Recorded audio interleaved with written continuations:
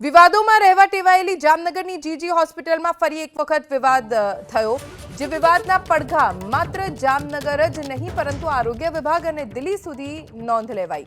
આ વખતે વિવાદમાં છે જીજી હોસ્પિટલનું ગાયનેક અને સર્જરી વિભાગ, જેમાં સિનિયર તબીબો જુનિયર તબીબોને મહિને પોણા 5 લાખ નાસ્તા અને અન્ય સુવિધાઓ માટે ચૂકવવા મજબૂર કરતા હોવાની વિગતો છે।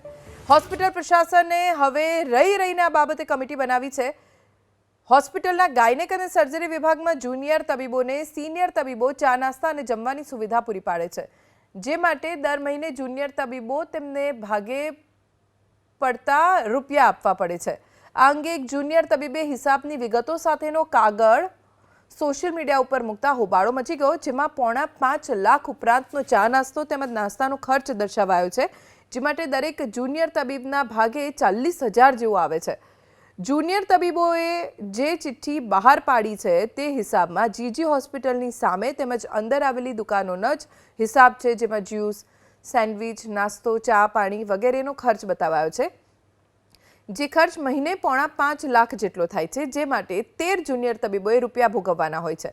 જો કે એમપી શાહ મેડિકલ કોલેજના ડીન ડોક્ટર નંદિની દેસાઈએ ખુદ સ્વીકાર કર્યો કે આવી પ્રણાલી ચાલુ છે, જેને આ મામલો સામે આવતા ભલે આંતરિક સમજૂતી હોય પણ તે પણ બંધ કરી દેવા આદેશો આપવામાં આવ્યા છે।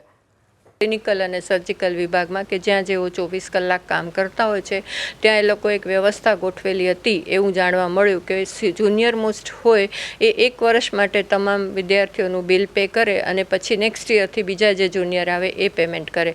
આ પ્રણાલિકા લગભગ ઘણા લાંબા વર્ષોથી ચાલુ છે અને જ્યાં સુધી મને ધ્યાન છે ત્યાં સુધી ઘણી બધી સંસ્થાઓમાં પણ ચાલુ છે, પરંતુ આ ફરિયાદના સ્વરૂપમાં અત્રે આવતા અમે લોકોએ તાત્કાલિક આ મેટ બંધ કરાવી દીધી છે। ટ્વિટરમાં એક પેજમાં એક પોસ્ટ જોવા મળી હતી, જેમાં એક બે બિલના સ્ક્રીનશોટ્સ વાયરલ થયા હતા અને એમાં એવું લખ્યું હતું કે ફોર્સફુલી જુનિયરો પર એવો ફોર્સ કરવામાં આવે છે કે સિનિયરોના નાસ્તાનું ને બધું સ્ટેશનરીનું ને બધું બિલ એ લોકો ભોગવે। એવી કંઈ ફોર્સફુલી કોઈ સિનિયરો એમને નાસ્તા માટે ફોર્સ કરતા હોય એવું કંઈ અમને જાણવા મળેલ નથી।